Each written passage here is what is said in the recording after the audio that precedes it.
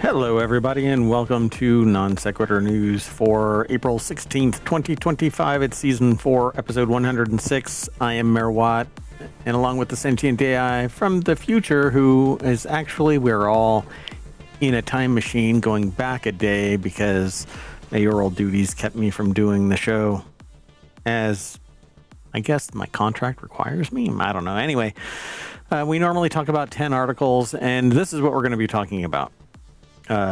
New pollen replacing food, super sheer earthquake in Burma, all their eggs in one basket, didn't work out, rent a shirt, Patreon live streaming, Zoom was down, now what, ghastly airships in Minecraft, electricity-free refrigerators, and for those who don't know, no, there's no D. And Spotify was down too. Now, what else? Glad I have coffee. And Google sunsets country-specific search domains. All of that and more, all powered by ohmtown.com. So go over there and hang out, and then come over here when we go live and hang out and talk to us about all the news that you have discussed or heard or seen or whatever at ohmtown.com. And again, everything is powered by.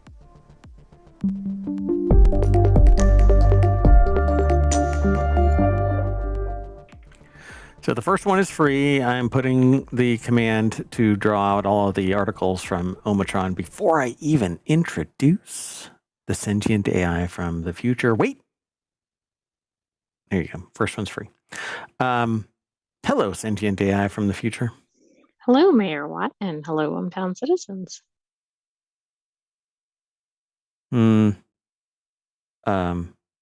Background music seems to have... I got really Trailed off. quiet. Let me just hurry up. There we go. Hello again, sentient AI. Glad you could make it. Glad to be here. You ready to get into the news? We're not even going to do any preamble. We're going to just charge headlong into the bees. So, well, you shouldn't do that, you know. Yeah, I don't know. I have somebody in my world that says even when you're as emotionally stunted as I am, even being stung by a bee is favorable. So, like, they're like, yay. Wow. Yeah. So, this first article, and the reason why I selected this is mainly because I just don't understand how anybody knows, but let's do this. New pollen replacing food for honeybees brings hope for survival. Yeah, there's so many layers to unpack here. Who's hoping? I just don't get it. Scientists have unveiled a new food source designed to sustain honeybee colonies indefinitely without natural pollen. But if we don't have natural pollen, we, as in the plurality, have a much bigger problem. You know, we got a massively big problem. So I'm just flabbergasted by this. Also, if we don't have bees, we have a major problem. I mean, it's all hand in hand. Yeah, it's all tied together. But this looks like it's Soylent Green kind of. You know, it's the stuff from Snowpiercer. The little chunk of whatever biomass that they had, which was, I'm not sure what it was all made from, but apparently it was nutrient dense. And Snowpiercer is the sequel to Willy Wonka. And the Chocolate Factory, which is the sequel to Wonka. So you get the full-on thing of that. Anyway, they deny it, but I am going to make sure that that's canon forever. So Washington State University put this article together. It's over at phys.org. And yeah, you can't see it unless you're watching the stream. Or you just go over to phys.org and do a search for pollen food honeybees. And it looks like a slab of meat without any fat in it. I was thinking it looks like a piece of like yeah, meat or like beeswax or something. Or like But it's candle red. wax. Yeah. Yeah, yeah. It's creepy red. So, published in the journal Proceedings of the Royal Society B? It's only the letter B, though, not BE. It's just the letter B. Is the The research society from named B? it, yeah, there's a different paper, or there's a different Proceedings of the Royal Society. There is another. We've talked about this before. Oh, I know we have. So the research from Washington State University and APIX or Apex Biosciences NV in Wingen, Belgium, details successful trials where nutritionally stressed colonies deployed for commercial crop pollination in Washington State thrived on the new food source. Says it resembles the man-made diets fed to livestock and pets all their lives, contains all the nutrients honeybees need. Apparently, we know what honeybees need. It's the honeybees' knees need. Right. But do we? And then what happens to the flowers not being pollinated? Yeah, they have no, there's nothing emergent from them that says, you know what, we need to go and pollinate and bring back and make honey and all of that kind of stuff. So they're not pollinating anything anymore because they're getting fat on this. Right. Is this like the equivalent of carbs or something? Yeah, it's going to be fat honeybees and they're just going to be sitting around playing games and stuff, right? Well, that sounds funny. That's pretty alarming. The newly developed food source resembles human power bars. These are placed directly into honeybee colonies where young bees process and distribute the essential nutrients to larvae and adult bees. The breakthrough addresses one of the growing challenges faced by honeybees: lack of motivation to go out and pollinate things. They just wake up and go, why? You know, why? Look around. Look around. Actually, they say lack of adequate nutrition in their environment. Flowers, go. Yeah, but there aren't enough flowers because everything's been paved over. Oh, that's not possible. It's not like the whole world is paved over. The United States alone has a massive amount of unadulterated space. Yes, but if the bees live somewhere and the nearest open space is, 50 miles away, they're not commuting that far to go find a flower. Yeah, bee spaces are being gentrified. Yes, I get it. Sure. I don't buy into this. Anyway, changes in land use, urban expansion, the extreme weather all negatively impact nutrition for honeybees and other pollinators, is what it says here. Mentioned by Brandon Hopkins, P.F. Thurber Endowed Distinguished Professor of Pollinator Ecology at WSU and co-author of the paper titled "When You're a Hammer, All You See Are Nails." Just kidding. I love bees, but come on. Yes, and we've talked about them in previous articles. There is a serious crisis with honeybees. But it's not because they're not getting nutrition. It's because there is a mite that's killing colonies. Yeah, that's true. So now this is the new boogeyman that's going to be scaring everybody together. Okay, so what is the carbon footprint of putting this together? Well, that's a good question. So honeybees are generalists and do not get all of their nutrition from a single source. They need variety in their diet to survive, but find it increasingly difficult to find the continuous supply of pollen. But I don't quite understand. What is it that... maybe the bees are in the wrong spot that are being analyzed, because it just doesn't make any sense to me. The reported scientific work shows in commercial field conditions that providing nutritionally stressed colonies with their pollen replacing feed results in a major measurable step change in colony health compared to current best practices. Our product has the potential to change the way honeybees are managed. Yeah, because you're using honeybees as a commercial product to pollinate other things.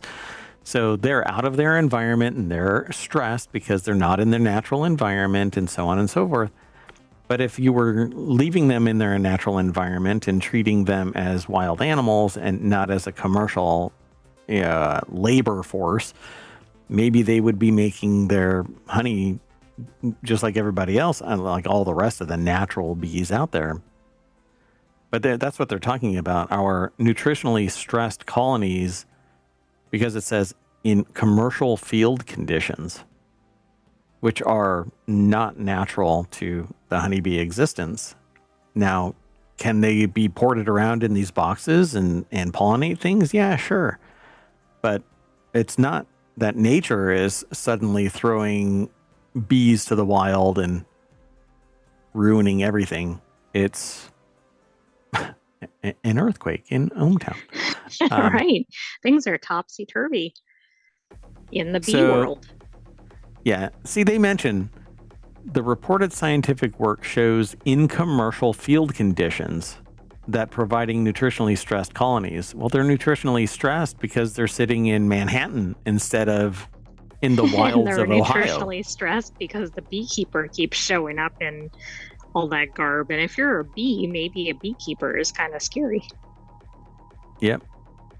Everything. There's a book when I was a kid I read called Everything I Needed to Know I Learned in Kindergarten. And one of the stories is about a spider that lands on a human and freaks out because they're like, oh my God, I'm on a human. Meanwhile, the human is sitting there going, oh my God, I've got a spider on me.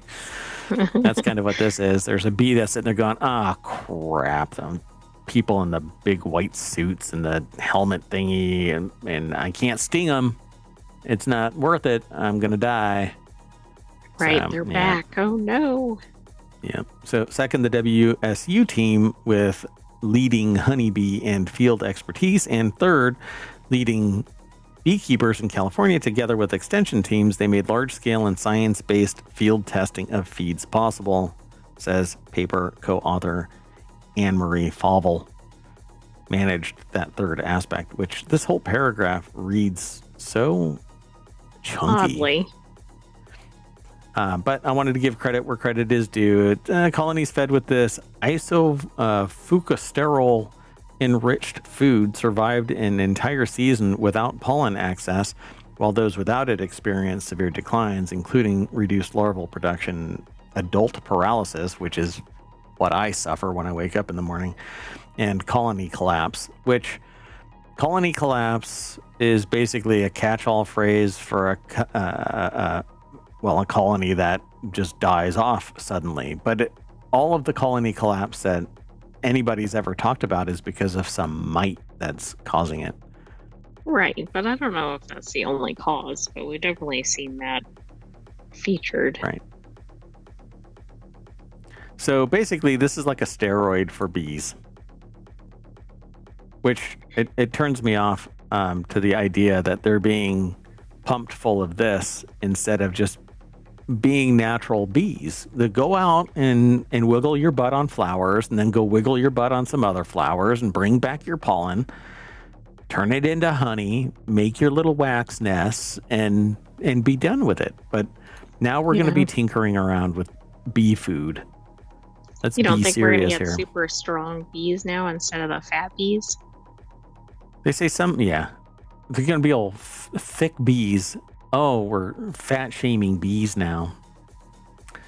So some beekeepers don't pollinate blueberries anymore because colonies suffer or die and the pollination fees don't cover the losses.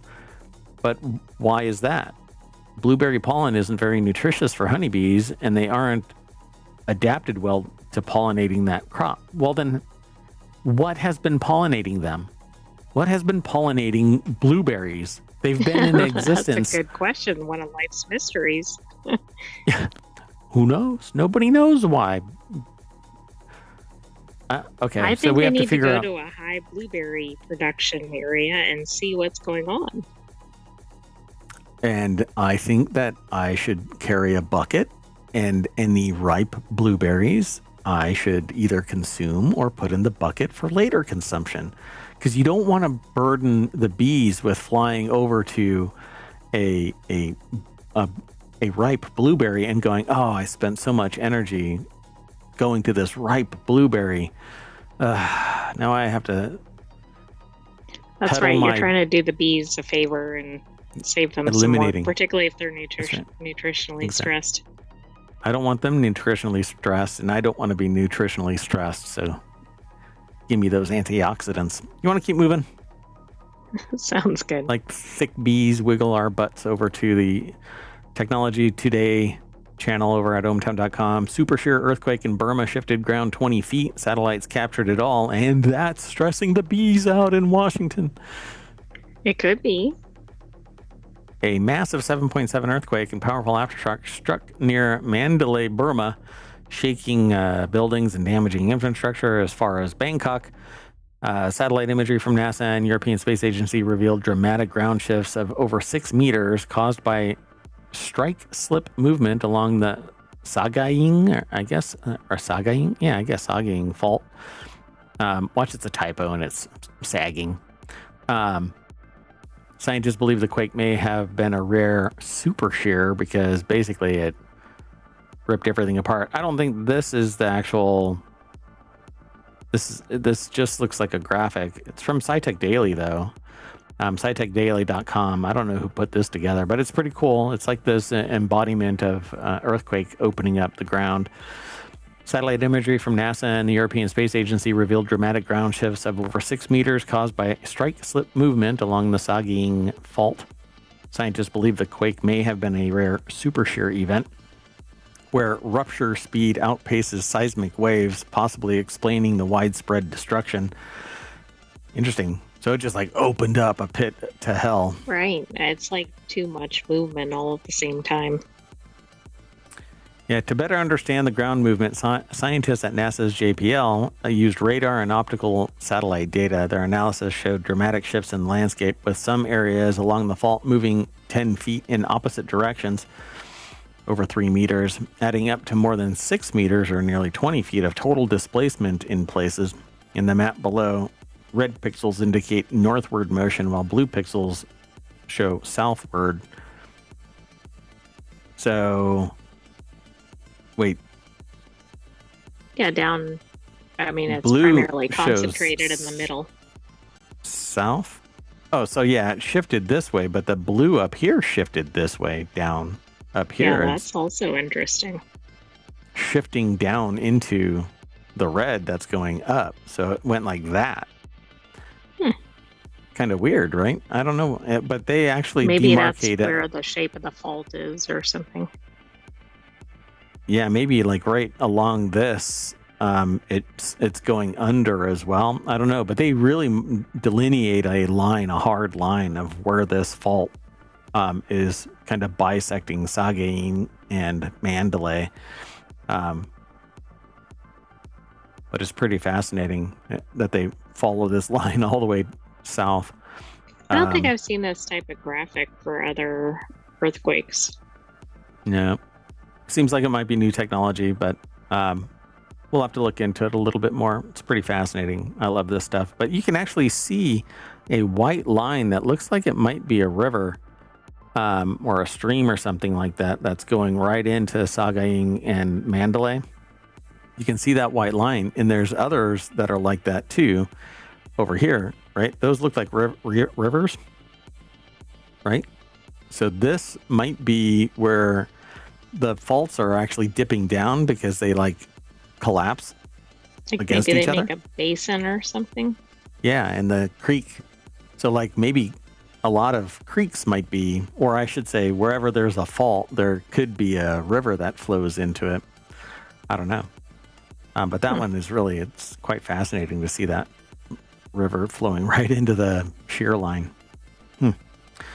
There's more over here. It's a history of major quakes along the Sagaing Fault and this rare and dangerous phenomenon. Preliminary analysis of the rupture by other scientists found that in addition to being especially long, it was also remarkably fast, suggesting that it may have been a rare super shear earthquake.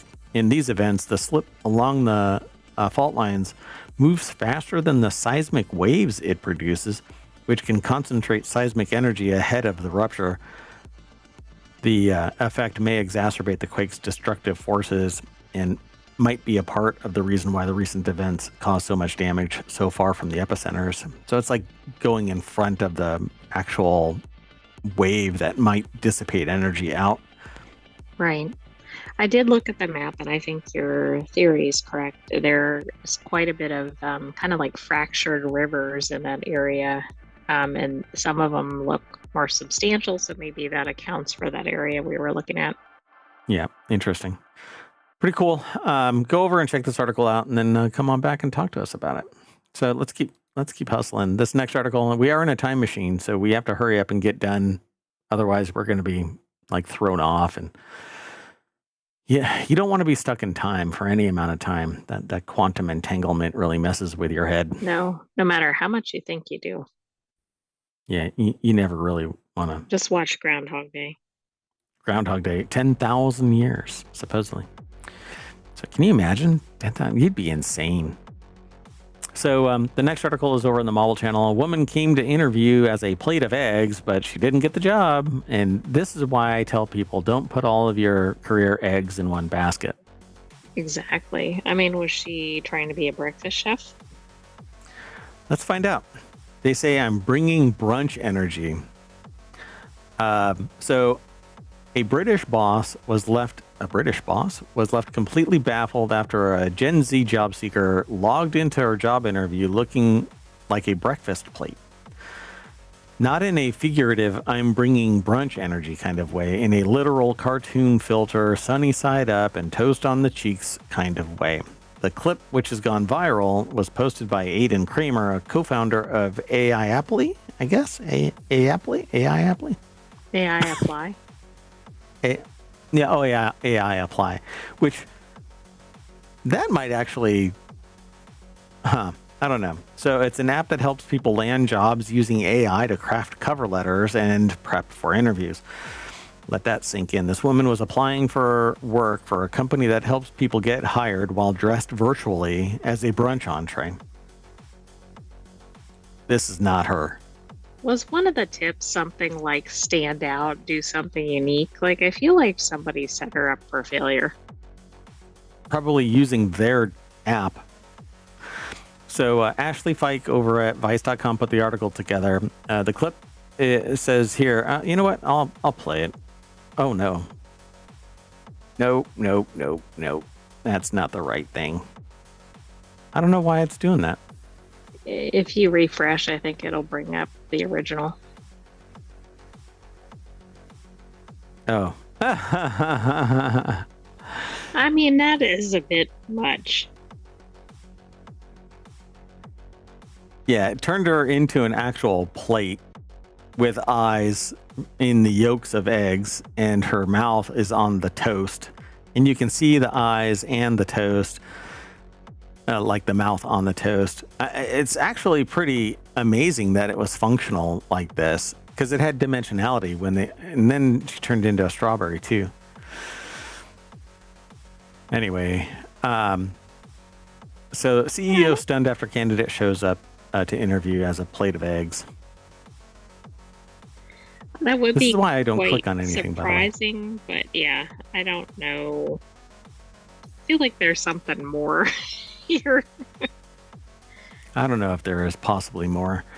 So here's the bigger question. Why would anyone think that this is okay as a first impression? When did a job interview become a personal branding exercise in chaos? And at what point did this is me, take it or leave it, overtake, put on your big girl pants and be professional?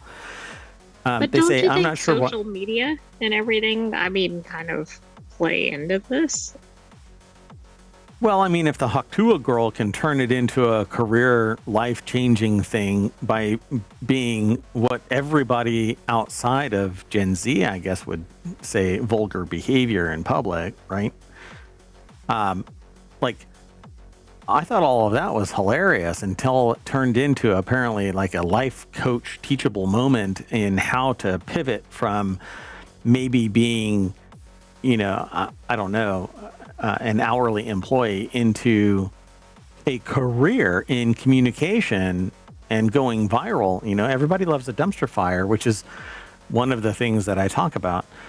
I mean, it can be a real grind trying to get an online presence going and all of that kind of stuff without either having some weird shtick or some other affect or whatever, you know? I mean, there was somebody here that used to dress up like a wizard, and all kinds of stuff. And there used to be somebody here, and by here, I mean on Twitch. There are people that kind of dress up as space cadet kind of things and all of this other but that's stuff. like their online persona, but that's It's a their little online different persona. presumably than their real life persona. Maybe not. But it gets attention and people watch, and it's an engaging personality. And that's what I tell people, you know, you can do whatever you want, but if you don't have a charismatic persona, if you don't have an engaging personality, people aren't going to really show up. And you have to consistently show up for extended periods of time, unless, again, you drag a whole population of people into the new platform, which we're going to end up talking about this right after this. There's Rent a Shirt, and then we're going to talk about Patreon here. So here they say, here's the bigger question, right? Sorry. Why would they think that this is okay? There's a difference between being authentic and being unserious. Filters might be fun for FaceTime with friends, like the the attorney. I can continue. I can assure you I'm not a cat. Yes.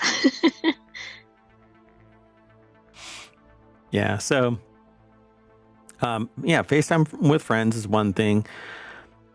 If you're applying for a job, it says you're signaling whether or not someone would trust you with a paycheck.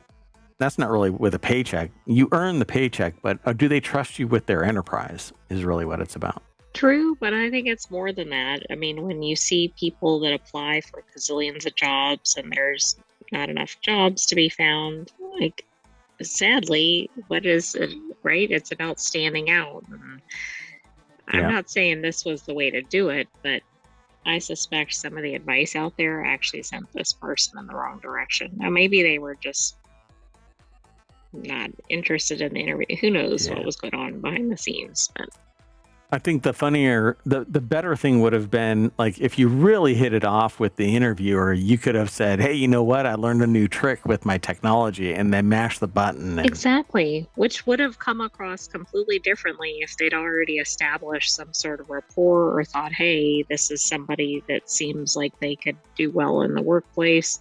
They have a sense of humor. Right. Right, exactly like that. Thanks for demonstrating. Hopefully it went back because I don't have my monitor on. You're back to normal. Yeah. Not in eggs and toast. Not eggs and toast. I can continue, Judge. I can assure you that I am not eggs and toast, or a baby eggs and toast. All right, let's keep going. We're running behind this next article, and this one is going to be really quick because I didn't log in. I just realized.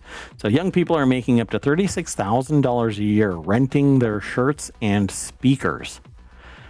Rental I don't like really get the T-shirts, maybe the speakers. I don't quite get.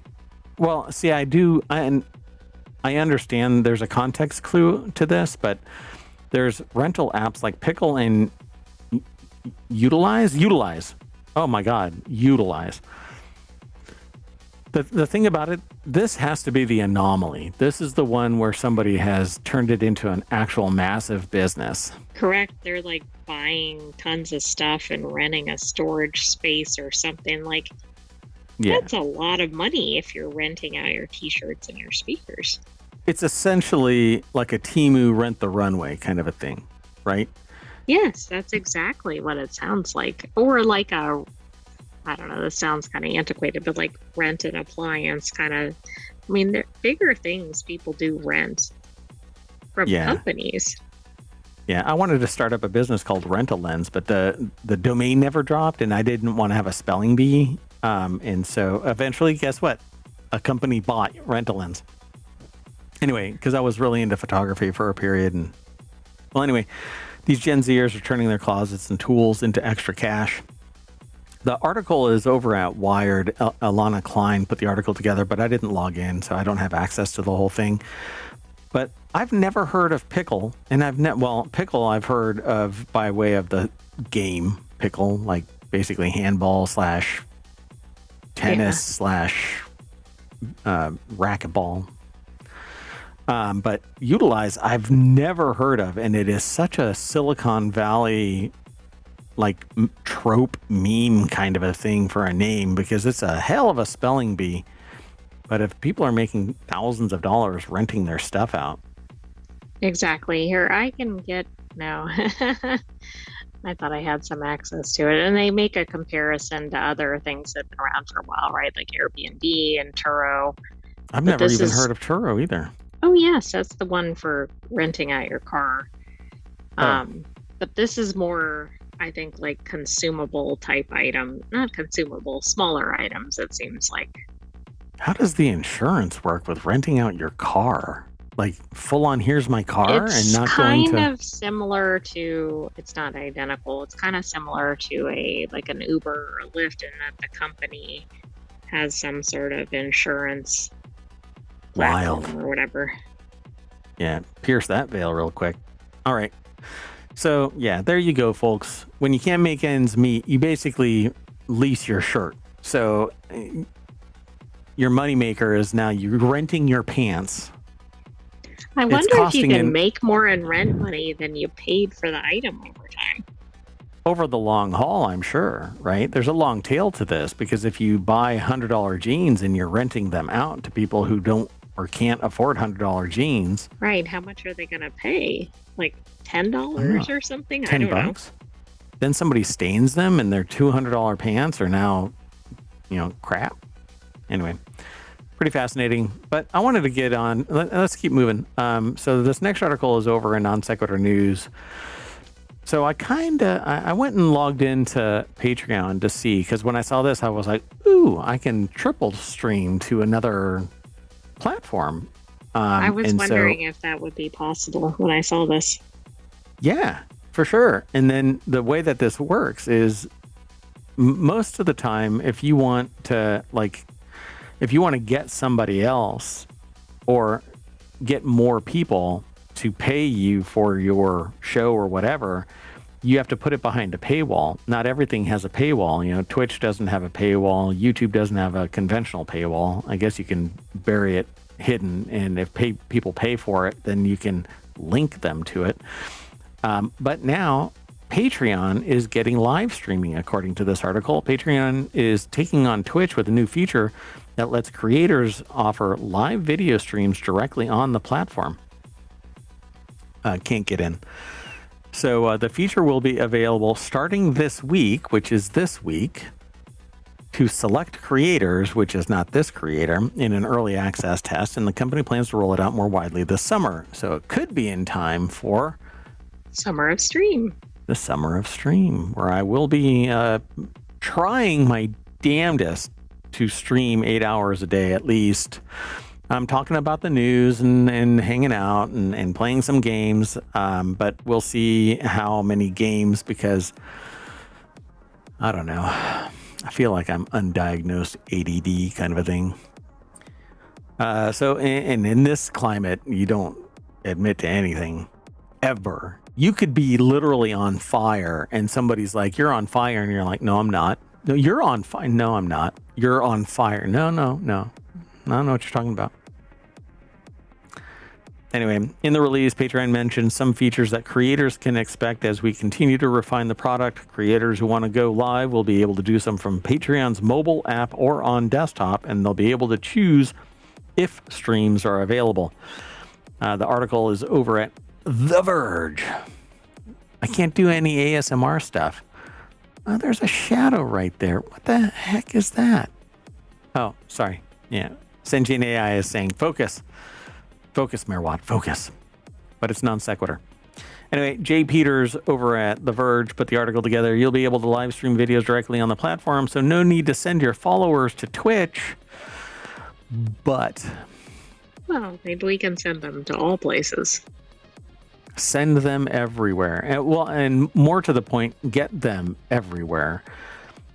Because not everybody really enjoys the Twitch interface, and there is no long-form discussion. It's very ephemeral. It disappears every 60 days.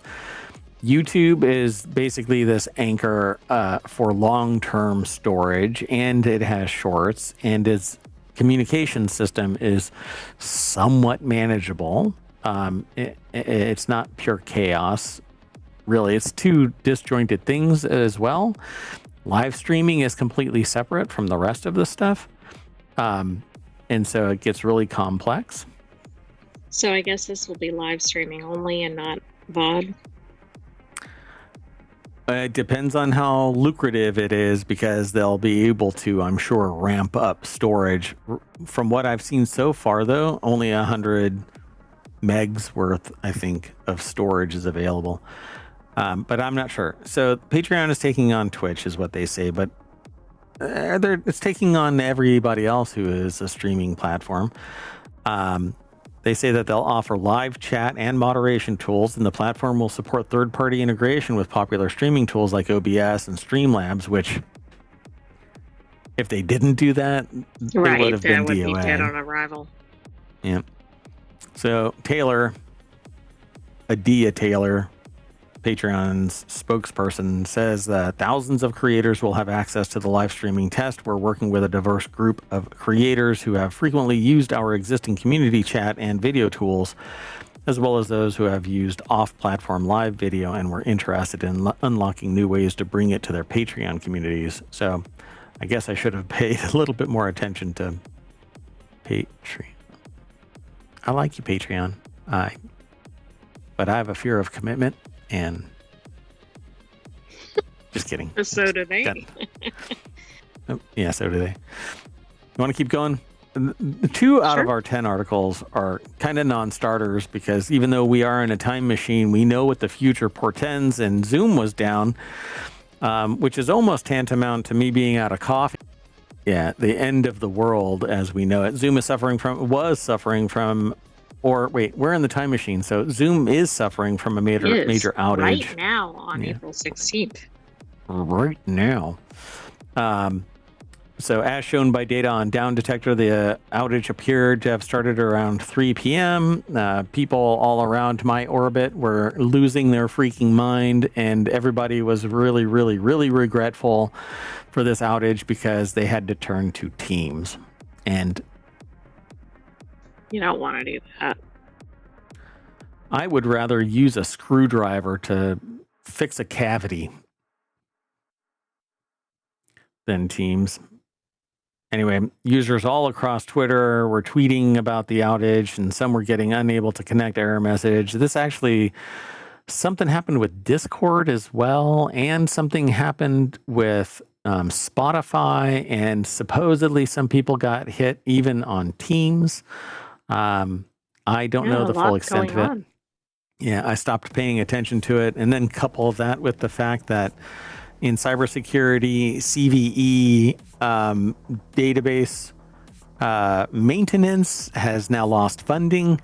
So anything that might have been related to this forensically is not going to get reported out if there was a flaw somewhere. But a lot of people are saying that this was nothing more than DNS glitches. I don't know how DNS glitches affect a plurality of people unless there is some source of DNS glitch. Yeah, that seems a little... It's more, to me, I like a good conspiracy, so I say that it was actually a firewall going up. That said, they say though they're able to open up a Zoom app on the Mac, they receive an error when they sign in, et cetera, et cetera. That's basically what is happening right now on Zoom.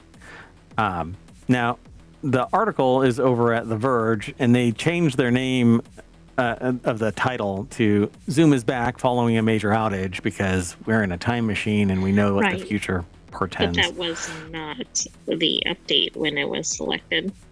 Yes, correct. And so the nearly 2-hour-long outage will have maybe been caused by a domain registry issue, except there was a whole lot of domains that were being hit by this, apparently. Maybe correlation is not causation. So Zoom's problem was different than Spotify's, which was different than Teams, which was different than it seems like Discord. A lot of platforms having problems all at the same time. Just a coinkydink. Sorry. So it's still not clear what caused the issue, but a Reddit user named Tastes Like Owlbear, that's the name, mentioned that zoom.us domain may have been in a server hold. This happens when a domain is not activated in DNS, according to ICANN, making it completely inaccessible due to verification, fraud, or other security issues. Hence why I mentioned security. So they say now that the service has been restored. So again, the time machine is allowing us to talk about this stuff in the past from the future. We're not supposed to do this. The sentient AI has warned me that they cannot share any future information since they're from the future. But I mean, we can create this paradox kind of an issue. People could be trading on this stock right now because they know that it's going to come back, but they're buying on the dip. So when it comes back, the stock spikes, and then they can sell again and make money on the margin. True, Never mind. Anyway, we're reporting afterward. Are we though? We're reporting. I'm not sure. We're in that endless time loop. It's a temporal turducken. Let's just move on. So the next article is over in Warcrafters. The newest Minecraft snapshot makes a Minecraft movie's giant gassed airships into an in-game reality, and I don't like anything about this, but I don't know. I guess some people get a kick out of it. The Minecraft movie, I like the idea of a Minecraft movie. By the way, it's like the Ohio State. The real name of Ohio State is yeah, a Minecraft movie. Pleasantly surprised them when they were mostly accurate depictions of how people play Minecraft, though some of its antics understandably stretched beyond what's currently possible in the game. One of those impossible antics is now very much possible in Minecraft's Java Minecraft Javas. There's two different kinds. The Java Edition's latest snapshot updates. Gassed airships are real and they have a lot of potential. So it started as April 8th snapshot, a preview of features coming to all Minecraft versions this summer, which introduced friendly flying gassed mounts. Normally, wait a second. This is coming from the movie to the game? Yeah, apparently. Not the usual direction. So gas are normally spitting fireballs at people. They're not friendly, but you can actually befriend one. So Morgan Park over at PCGamer.com put the article together. Leashes and Happy Gas now let you create airships, like in a Minecraft movie, or dangle poor pigs over a cliff. According to this article by Morgan Park at PCGamer.com, there's a picture of it. Got a whole bunch of boats dangling from underneath a ghast. Bobacraft on Twitter put that picture together. Oh, it's Mojang. So it started with April 8th's snapshot. The Flying Mountain is already one of the biggest additions to vanilla Minecraft in years, but yesterday's snapshot added a cherry on top, upgraded leashes. Now leashes can bind two creatures together, just cause grapple hook style, and suspend them in the air. So if you also leash a Happy Ghast to a boat to create an airship, a setup that looks similar in part to Minecraft movie, where Piglin soldiers chase Jack Black and friends across the skies, suspended on platforms under gas. Some gas. Got a whole bunch of boats. It's basically an inverted up, I guess, kind of thing. Oh, right. Okay. Yeah, they should do one with balloons. Oh, look at that. Everybody's doing it. Look, there's another one down there. But it's this. These boats are leashed to this ghast, and these boats are leashed to that set of boats, and it's all the way down. It's a bunch of grapples all the way down. Star Trek grapples. So it says this is 20 villagers. You can carry way more if you wanted to, says a YouTuber named Prowl8413. Under an image of a gassed boat ship daisy chained to 15 other boats in what now qualifies as the most precarious transportation method in all of Minecraft. And they're hanging from a fence, a whole bunch of pigs and cows. Look, People are going This is what, bonkers for this, apparently. yeah, Minecraft is a lot of fun. It has zero real story to it, like compelling story to it. And you can speed run the hell out of that thing and just end your game real fast. But it's all about the rest of this. All of this creativity. It's amazing. I really want it to be higher resolution with more blocks, more destructibility. You can do that with mods. More physics. More physics. I don't want to chop a tree and it just hovers. I don't like that, but you can fix the physics with mods. Anyway, it says there's just one omission that players are already asking Mojang to remedy. Minecarts cannot be leashed together in the same way as boats or mobs, so the dream of functional trains in vanilla Minecraft is still just that for now. Dun, dun, dun. I'm surprised they didn't allow that too. Like put more than one minecart together. Can't do it. You have to push one, get into another one, push it, get into another one, push it. And so it's more like a toboggan kind of a thing. Right. One person at a time. All right, let's keep on going. We've got a few more articles and we're running really late. So this next article is over in Non Sequitur News. 3 teens invented a salt-powered refrigerator, no D, that doesn't need electricity. And they're building 200 of them for hospitals to use. So these 3 teens built a salt-powered fridge. They designed a mini refrigerator that cools itself with salt and doesn't require an outlet, and they're bringing it to hospitals to help transport medical supplies to rural areas without electricity. It uses salts that pull heat from their environments when they dissolve in water, and they won the 2025 Earth Prize of $12,500. Pretty cool. Well, this is cool. There. I got out of bed this morning. Yeah, I actually, my stomach is really bothering me today. So, and that's what really prevented me from building, a salt-powered refrigerator that doesn't need electricity. Exactly. Because it was high on my mind. Morgan McFall Johnson put this article together over at businessinsider.com. Dhruv Chaudhary, Mithran Ladania, Miradol Jain live in Indore, India, and all have parents working in medical fields. And the boys decided to try a salty refrigeration technique after hearing how challenging it was to bring COVID-19 vaccines to rural areas without electricity. Their invention apparently won them the Thermovault, or their invention called Thermovault won them the 2025 Earth Prize on Saturday. They only got $12,500, which is a lot of money if you weren't expecting $12,500. True, but this is the benefit of this, life-changing. Yeah. Right. I hope that they get a whole lot of other goodwill. I mean, there are billionaires out there that could have done this, but they didn't. It took 3 teenagers.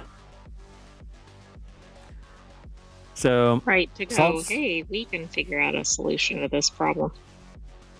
Yeah, some salts can have a cooling effect when they're dissolved in water. In fact, most salts actually keep water at a higher cooling temperature or cold temperature than non-salt waters, because when it gets too cold, water freezes, but high salinity salt water can be colder than freezing. So Chaudhary, Ladania, and Jane searched the internet, first compiling a list of about 150 salts that might work, then narrowing it down to 20 that seemed most efficient, and then they borrowed a lab in Indian Institutes of Technology to test those 20 or so, and to their disappointment, none of the salts cooled the water enough. They were back to square one. Their school teacher recommended trying 2 different salts, barium hydroxide octahydrate and ammonium chloride. That ammonium chloride alone is probably the big mover on this. This probably keeps it from exploding. I don't know. So while we did scour through the entire internet to find the best salt possible, we kind of just ended up back to our 9th grade science textbook. The trio says that they found ammonium chloride maintained temperatures of around 2 to 6 degrees Celsius, or about 35 to 43 degrees Fahrenheit, which is ideal for many vaccines, which is why I said ammonium chloride is probably the one that's the big mover here. Adding barium hydroxide octahydrate to the mix produced sub-zero Celsius temperatures, which is ideal for some other vaccines and sometimes for transplant organs. So now they have two different refrigeration options. That, though, is not... I'd have to look more into it, but if I recall correctly, this isn't something that you should kind of be noodling around with. But about 3 months later, they built a prototype and were testing it in local hospitals. So one advantage of ammonium chloride solution, the trio says, is it's reusable in the field without electricity. Rather, you can remove the salt from the box, boil away the water, collect the salt in its solid form, ready to dissolve in new water and produce its cooling effect all over again. You can recapture ammonium chloride minus some of its boil off stuff. But they don't seem to be talking about the other one. Well, it seems like that's what... Well, no, they're talking about both of them. You mix Not them in together, this. I think. Well, ammonium chloride, advantage of the ammonium chloride solution, they say. But they talked what? about adding it. I think they're referring to the whole thing. Maybe the whole thing, and it's a smaller amount that allows it to chill down further. Hold on a second. I'm going to do this live. I might as well. Do we have a little bit of time for it? Probably. We don't? We do. Yeah. You said we were behind schedule. We are, but doggone it. I'll do it my way. Okay, we'll just go on. Pretty cool. Congratulations. All right, so the other article, time machine. We know the future because we were in the time machine. While we have knowledge of the future, y'all don't. But we're going to give you this little tidbit because it's not really going to impact anything except maybe for stockbroker movers and shakers out there, maybe politicians. So non sequitur news is where this next article is. Spotify is down for thousands of users. Company denies that it's been hacked. You won't read about this in a CVE database. Thousands of Spotify users reported problems using the streaming music app on Wednesday, the same time that everybody else is running into problems all over the place. Right, just coincidentally. It's just coinkydink. I mean, it happens, right? Right? Somebody falls down a flight of stairs and my arms are outstretched. It was a coincidence that they fell. Right? I was trying to catch them by pushing them. I was trying to catch them. That last part was just an innocent flub. Well, anyway, Mary Cunningham over at CBSNews.com, which is kind of a rare source of late. Oh, yeah. It's in Money Watch, but anyway, this is not, by the way, Mary Cunningham. Just want to make it abundantly clear. Sabrina Carpenter. That's Sabrina Carpenter? All right. Is she a carpenter? I mean, because names used to be the title of what they used to do, right? I don't think she's a carpenter. Like, before I became Mayor Watt, like it was your trade, yeah. And so before I became Mayor Watt, I was Omer Boat Paddler. No? Okay, anyway. So Spotify experienced an outage today. You see the timey-wimey stuff? It's all really difficult. Anyway, a spokesperson told CBS Money Watch in an email, as of 11:45, Spotify is back up and functioning normally, and you can check Spotify status on Twitter for any other additional updates. Everybody's kind of moving into naming Twitter this. And I say, kiss my shiny metal butt.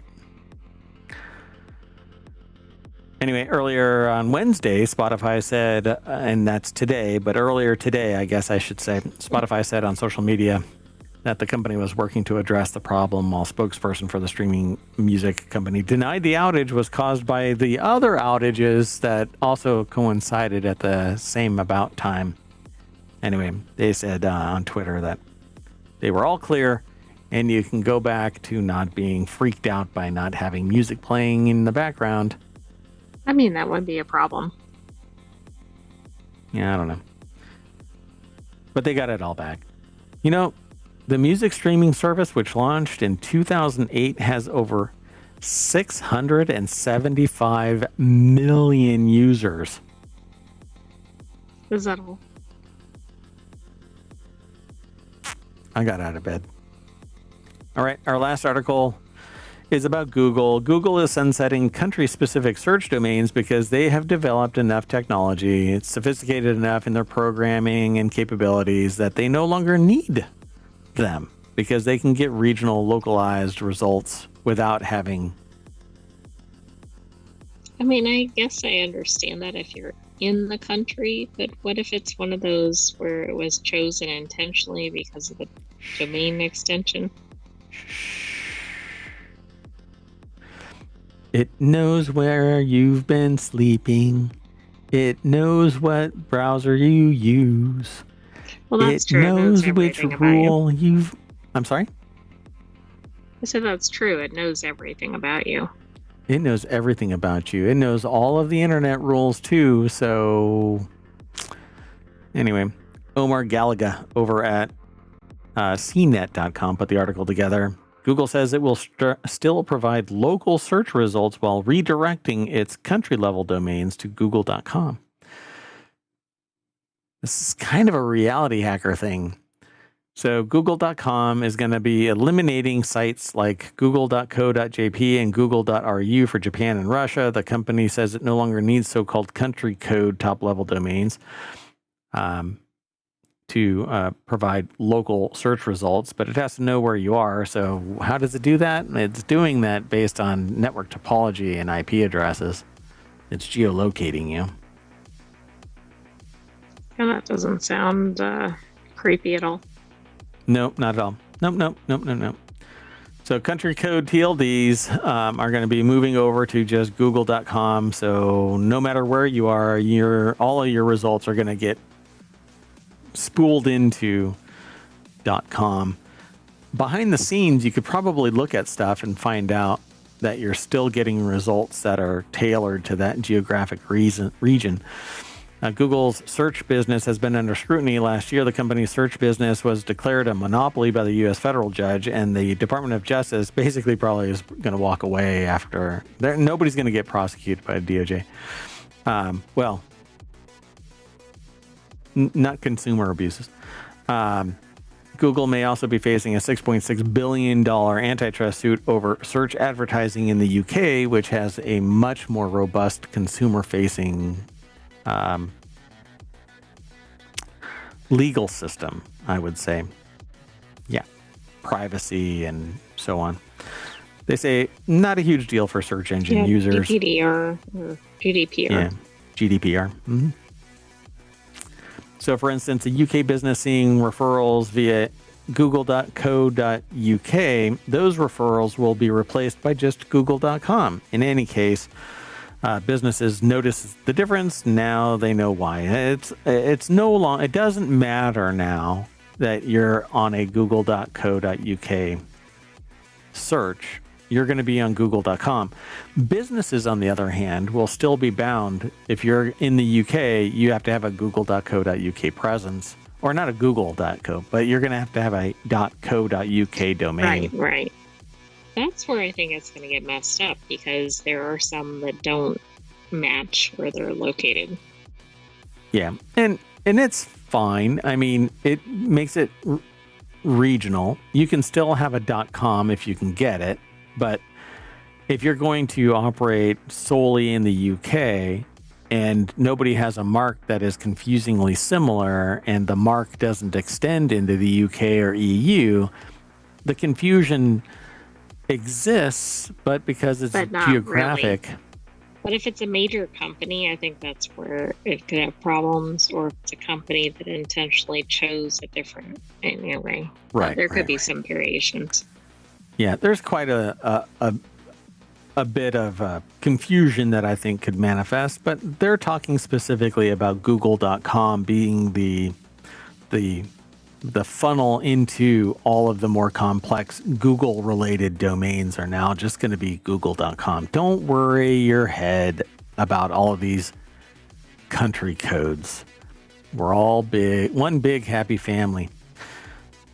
So they say today's systems use multiple signals, IP, user history, behavior patterns to deliver hyper-personalized experience, says Elijah. We're witnessing the complete rethink of the web as AI continues to progress and perfect. The entire search business model, platforms as information gatekeepers monetized through ads, is racing towards obsolescence. Right. No.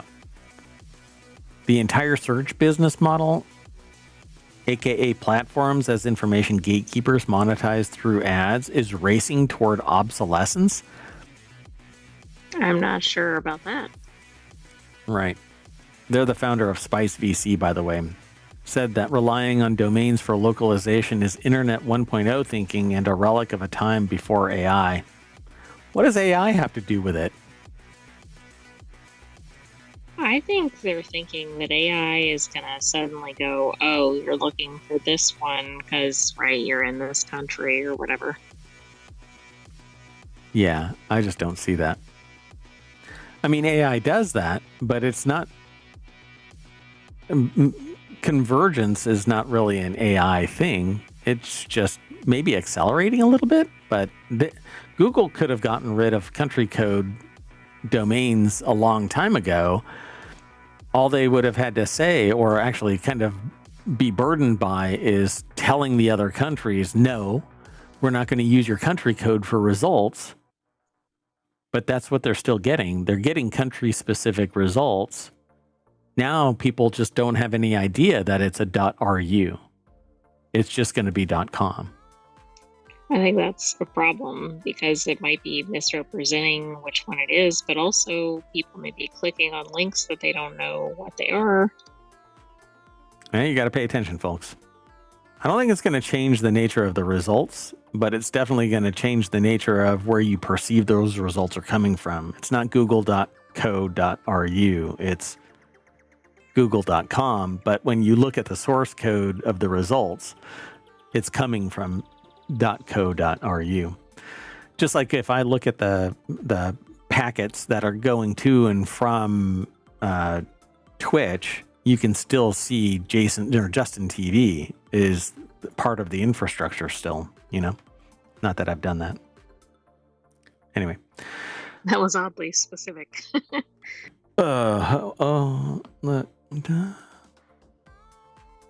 Yeah, I don't know. I wasn't looking at anything.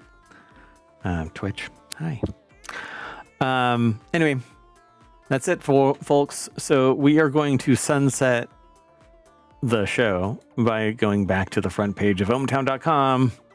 And we're going to rejigger everything, and we're going to kick this off as soon as humanly possible. So be sure to follow us on Twitch and YouTube so that we can notify you when we're starting the next episode, because we're going to shut down the time machine. The paired quantum singularities are going to separate, and we're going to be back in action in our regular time and place.